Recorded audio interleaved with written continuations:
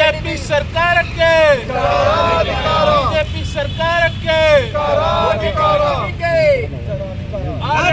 BJP ಸರ್ಕಾರಕ್ಕೆ BJP ಸರ್ಕಾರಕ್ಕೆ ವಿದ್ಯಾರ್ಥಿಗಳ ಮೇಲೆ ದೌರ್ಜನ್ಯ ಎಸಗುತ್ತಿರುವ ಬಿಜೆಪಿ ಸರ್ಕಾರಕ್ಕೆ ವಿದ್ಯಾರ್ಥಿಗಳನ್ನು ಗೂಂಡಾ ಮತ್ತು ನಕ್ಸಲೈಟ್ ಅಂತಿರುವ ಬಿಜೆಪಿ ಸರ್ಕಾರಕ್ಕೆ ನರೇಂದ್ರ ಮೋದಿಗೆ ಬಿಜೆಪಿ ಸರ್ಕಾರಕ್ಕೆ ಪ್ರಧಾನಿಗೆ ಅಮಿತ್ ಶಾಗೆ ನಾಚಿಕೆಟ್ಟ ಬಿಜೆಪಿ ಸರ್ಕಾರಕ್ಕೆ ನರೇಂದ್ರ ಮೋದಿ ಅವರಿಗೆ ಶಾ ಅವರಿಗೆ ಬಿಜೆಪಿ ಏನಾಗ್ತಾಯಿದೆ ಅಂದರೆ ಇವತ್ತಿನ ದಿನ ಪ್ರಜ್ಞಾವಂತ ವಿದ್ಯಾರ್ಥಿಗಳು ನಮಗೆ ಆಧಾರ ಸ್ತಂಭ ವಿದ್ಯಾರ್ಥಿಗಳೇ ಮೆಡಿಕಲ್ ಅಂದ್ರೇನು ಜೀವ ಉಳಿಸೋ ಒಬ್ಬ ಡಾಕ್ಟರ್. ಆ ಡಾಕ್ಟರ್ಗೆ ಇವತ್ತಿನ ದಿನಕ್ಕೆ ವೃತ್ತಿಯಲ್ಲಿ ಯಾವತ್ತೂ ಅನ್ಯಾಯ ಆಗ್ತಾಯಿದೆ. 23 ದಿನಗಳಿಂದ ನಿರಂತರವಾಗಿ ಇವತ್ತಿನ ದಿನ ಉಪವಾಸ ಸತ್ಯಾಗ್ರಹವನ್ನು ಮಾಡ್ಕೊಬಂದಿದ್ದಾರೆ. ಕಾರ್ಯಕರ್ತರುಗಳ ಮೇಲೆ ಗುಂಡಿನ ದಾಳಿ ಮತ್ತು ಲಾಠಿ ಚಾರ್ಜು. ವಿದ್ಯಾರ್ಥಿಗಳಿಗೆ CJA ಕಾರ್ಯಕರ್ತರುಗಳಿಗೆ BJP ಸರ್ಕಾರ ಏನು ಬಿರುದು ಕೊಡ್ತು? ಉಗ್ರಗಾಮಿಗಳು ಮತ್ತು ಟೆರರಿಸಮ್ ಮಾಡ್ತಿರೋ ಟೆರರಿಸರ್ ಅಂತ ಕೊಡ್ತಾ ಇದೆ, ಇವತ್ತು ನಕ್ಸಲೈಟ್ ಅಂತ ಕೊಡ್ತಾ ಇದೆ. BJP ಸರ್ಕಾರಕ್ಕೆ ನಾಚಿಕೆ ಆಗಬೇಕಾ? ಇದು ಏನು ವಿದ್ಯಾರ್ಥಿಗಳನ್ನು ಟೆರರಿಸನ್ನು ಮತ್ತು ನಕ್ಸಲೈಟು ಉಗ್ರಗಾಮಿಗಳು ಅಂತ ಕೊಡ್ತಾರ? ಇಡೀ ಪ್ರಪಂಚದಲ್ಲಿ ನಾನು ಎಲ್ಲೂ ನೋಡಿಲ್ಲ ಈ ಥರ ವಿದ್ಯಾರ್ಥಿಗಳಿಗೆ ಬಿರುದು ಕೊಟ್ಟಿದ್ದು BJP ಸರ್ಕಾರ. ಸಣ್ಣ ವಿದ್ಯಾರ್ಥಿಗಳ ಮೇಲೆ ಲಾಠಿ ಪ್ರಹಾರ ಮಾಡ್ತಿದ್ದಾರೆ.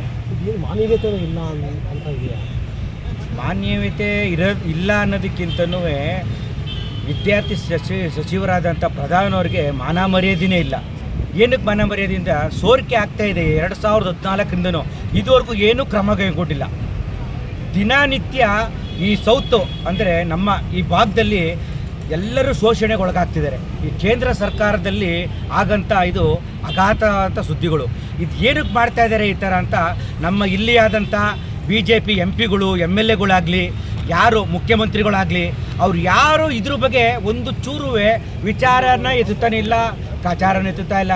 ಅವ್ರಿಗೆ ನಾಚಿಕೆ ಆಗ್ತಾ ಇದೆ. ಇವತ್ತಿನ ದಿನ ನಾವೆಲ್ಲಿ ತಪ್ಪು ಮಾತಾಡ್ಬಿಟ್ಟು ಸಿಕ್ಕಾಬಿಟ್ಟು ನಾವು ಆಮೇಲೆ ಮುಂದಿನ ದಿನಗಳಲ್ಲಿ ಎಲೆಕ್ಷನ್ ಇದೆ, ವೋಟ್ಗಳು ಹಾಕ್ತಲೇ ಇದ್ಬಿಟ್ಟಾರೆ ವಿದ್ಯಾರ್ಥಿಗಳು ಅನ್ನೋಕ್ಕೋಸ್ಕರ ಇವತ್ತು BJP ಸರ್ಕಾರದಲ್ಲಿ MLAಗಳಾದಂಥವ್ರು MPಗಳಾದಂಥವ್ರು ಒಂದು ಚೂರು ಮಾತಾಡೋಕ್ಕೆ ಅಸಹ್ಯ ಪಡ್ತಿದ್ದಾರೆ.